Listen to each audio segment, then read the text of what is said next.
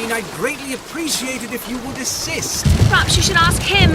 I imagine he has a greater interest in getting there than I do. I suppose he does. But there's no point in asking. Why not? Because he doesn't row. He doesn't row?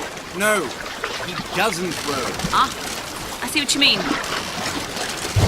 Bioshock Infinite is a story of great literary depth that's expressed both visually and with an incredible narrative. But Bioshock really wouldn't be Bioshock without its incredible score. I'm joined today by the insanely talented composer of the series, kind of a big deal, Garry Schyman. How you doing, Gary?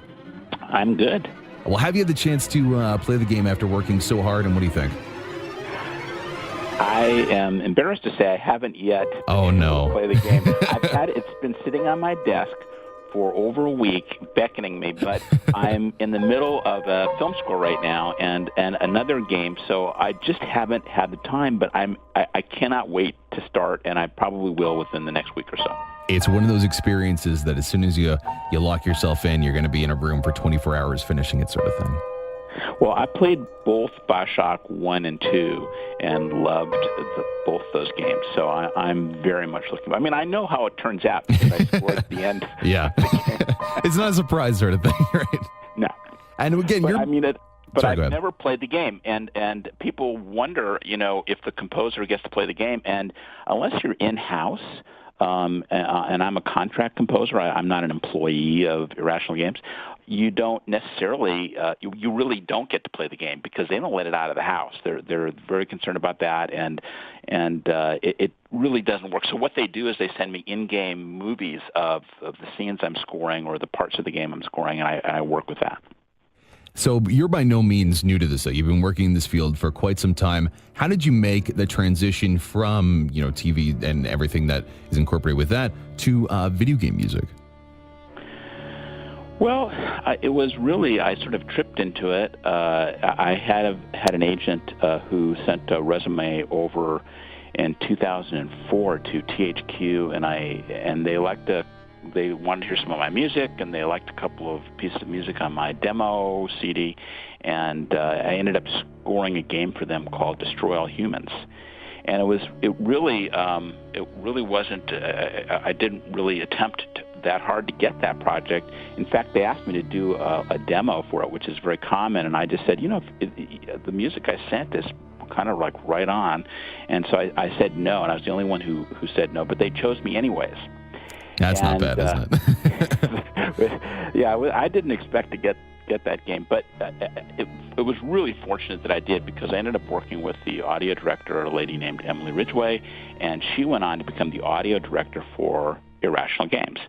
And because of that, she hired me to score Bioshock. So that's very much fortunate and lucky. Same thing when I talk to people who are perhaps big writers that are now involved in gaming, or sort of the ancillary content that you would have found in major motion pictures in a previous, a decade beforehand, have now been kind of awakened to the knowledge that games have something to offer in this conversation.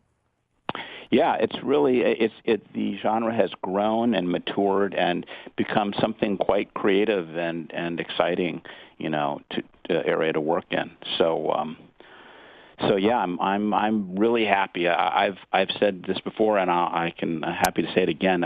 Some of the most creative music opportunities I've ever had has been for video games, and certainly the Bioshock series very much a part of that. Well, speaking to the Bioshock series, the most impactful and cathartic experience I've ever had in any sort of entertainment or medium of that nature is at the end of Bioshock 2. And I think a lot of that, great catharsis and that sense of completion comes from the song. I believe it's called The Ocean on His Shoulders. Why is that so incredible? And talk us through why that's so incredible. Well, I think what's cool about the Bioshock series, and I'm not saying that this isn't true of other games as well, but there really is an emotional there's a lot of sad aspects to the stories. There really are stories, and they're well told, and there are characters, and so yes, there is combat music, and there's action, and there's an intense, scary, and it's very scary.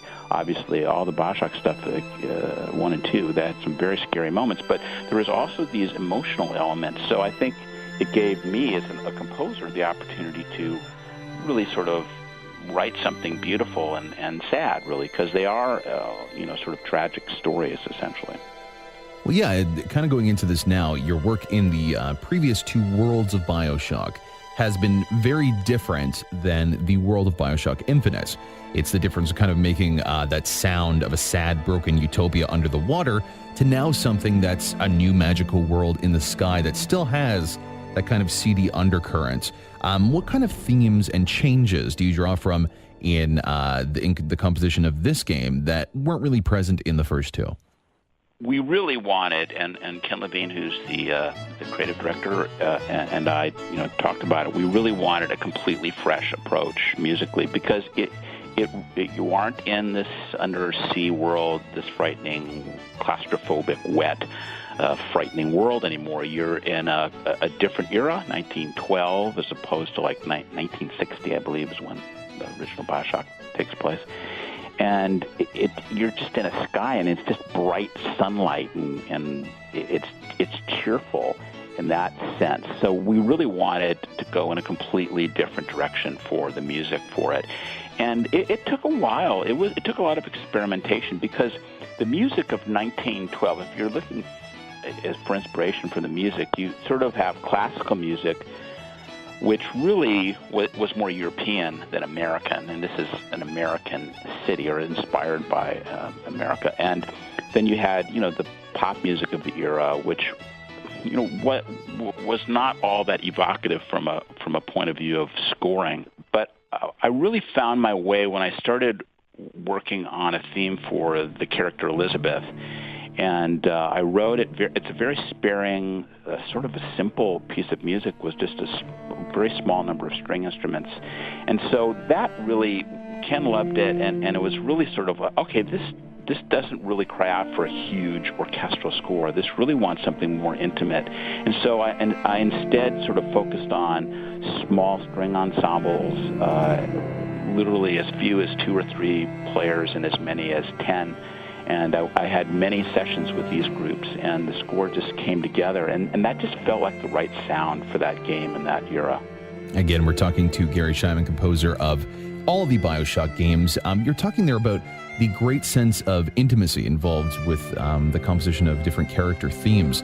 I love playing through the game that there is instances like that where it is sparing, and it is very referential to a single character, and then you have moments of great climax when characters like the Songbird comes in, and just the nature of what the name of the character is. We know that music and sound is a very important component of what that character represents. This time around, looking back and being able to see the work, do you think you're able to accomplish that very, very difficult tightrope of telling the story sparingly, but also giving us those great climactic moments that you expect from great scores?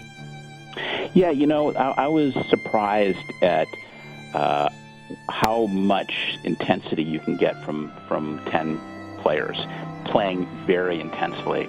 So we recorded it here in Los Angeles at a really fine studio, and I literally got 10 of the best players in town, and when they really dig in, it got very intense. It really, what surprised me here, I've been working in this industry for a long time, but it surprised me at how strong and how intense 10 players could make it. And sometimes we like for some of the combat music, I wrote some very intense pieces of music, very, very strong and rhythmic, and then we tried doubling them, and we found it took the edge off of it. So we actually liked just the smaller ensemble.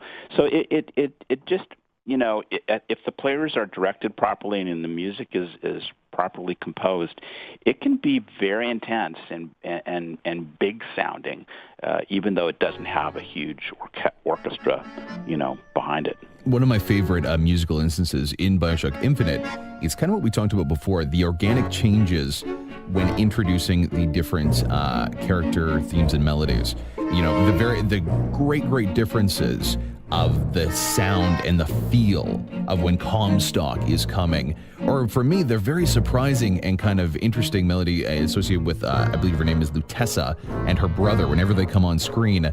just from the music, you get a sense that they don't really belong, and they perhaps are different. They're not part of this organic story. As the creator of this, how did you come to this sort of sound for each character? Can you talk a little bit about that process? Yeah, the Lutece, we call them Lutece twins. Test twins, yeah. It's more complex than that in the end. But without any spoilers, yeah, they really are from another world. They don't quite fit and belong in this world, and so and yet they're sort of they're sort of talking above everything and above everyone, as if they're just they're talking amongst themselves, and you're like going, what are they talking about?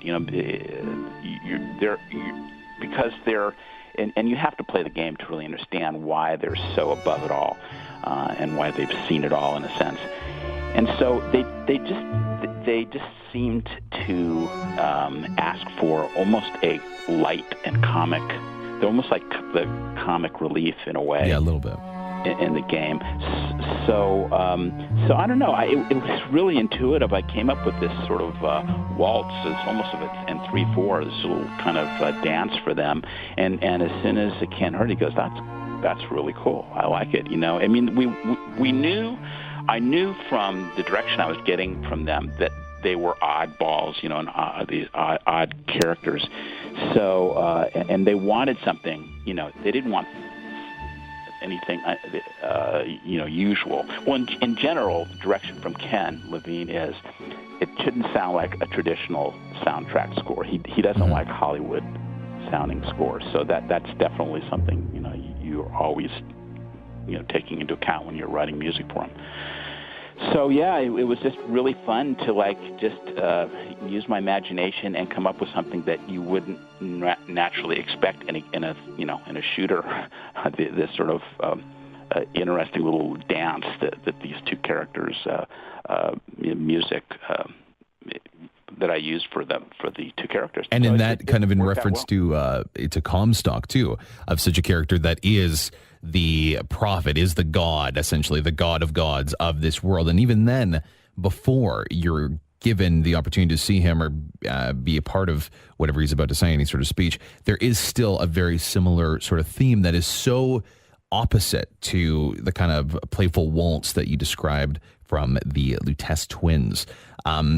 Decisions like that to make it so there is a distinctive remembrance with the audience, so that they know, even before they see the character, that they're kind of remembered this kind of character is coming back again. Was that intentional? Was that something that was meant to be so that we knew that Comstock was coming or something like that? Or was it supposed to be perhaps a more organic experience?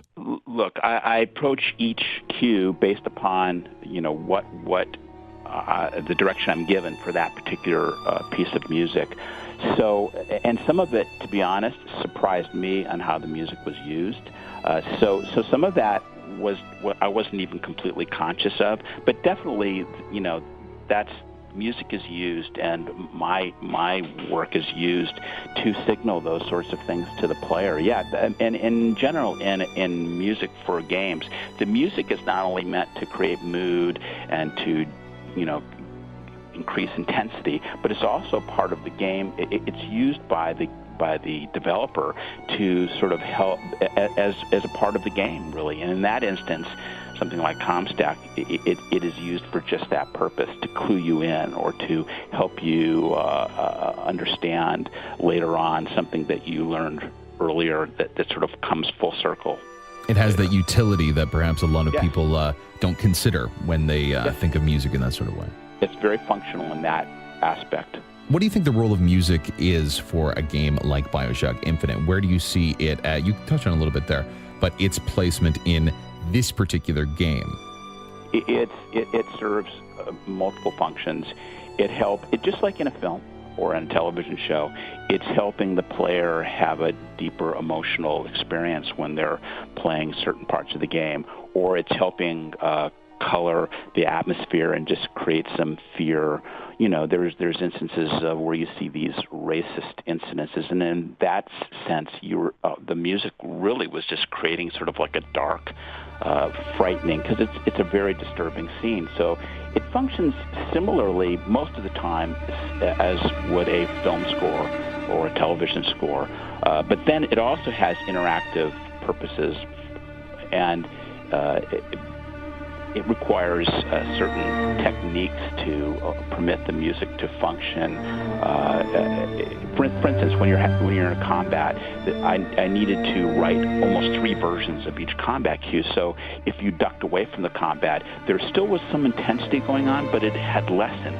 So it's almost as if the music is scoring what the player is doing. So it serves multiple functions in a game, some of which are similar to what you would see or experience while watching a film or television show, but others are functions purely of the video game genre. And certainly in Bioshock, it's for the purpose of creating the mood and the vibe for the game, and something that people remember, and certainly an emotional experience that, as you brought up earlier, that the Bioshock series has as an important part of its overall structure. Now, again, for anyone who hasn't gotten the chance to play it, it came out a little over a week ago. Make sure you get the opportunity to, and you'll remember. That's what I think as well from finishing the game and completing it, just like the other Bioshocks. You remember things like the scores of certain characters, for me, because they're so integral to every other component of the game, that's really what I remember, even more than perhaps different instances of what happened in the game. I just remember, okay, yeah, I remember it sounded kind of like this. Speaking more generally for the industry, because you've done this for quite a long time, as you said, as games get more complex and essentially literary in nature, how will the role of music in your mind change and adapt? It's really the old-fashioned values of good composition that goes back, hundreds of years or whatever, more than that even, that are most critical, because you could be too clever by half and have using this music that literally follows every movement that the player takes. But I think at that point, the music may even become annoying, and cease to have its real value, which is a deep musical, a deepening of that special relationship that music has with visuals, and no one really understands why it is, but it's just true that when we hear music and we see a visual panorama, whether it's in a film or in a video game, there's just something magical about it. Well, I will say that you have found the magic here in Bioshock Infinite. Thank you so much for joining us. We really do appreciate it. My pleasure. Again, that is Garry Schyman, the award-winning composer of the Bioshock franchise. Make sure you get the game if you haven't already. What are you waiting for?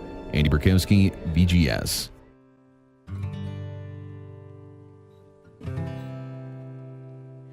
Will the circle